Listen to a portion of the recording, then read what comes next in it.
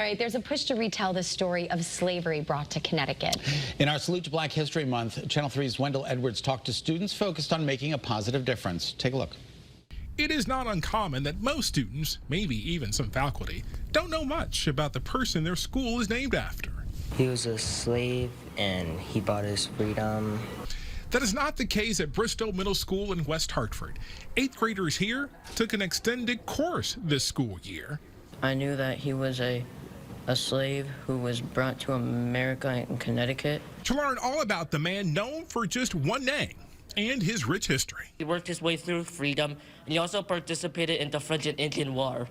It was 2005 when the board approved the name change. The problem is now, some 18 years later, not enough people outside of this school actually know who Bristow is or his incredible life story. This group is working to change that.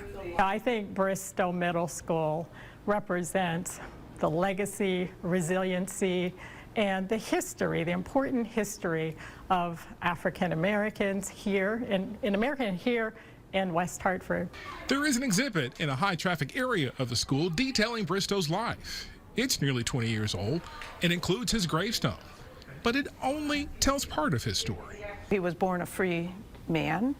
And we also know that he bought his freedom from his enslaver.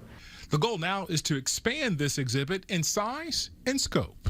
It's time for it to be updated. Some of the language is not really used anymore, and we found new information about Bristow.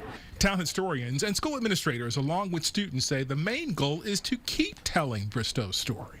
He lived a hard, resilient, remarkable life, and that's why his story should be told. Well, the story has to continue to be told for people to remember it.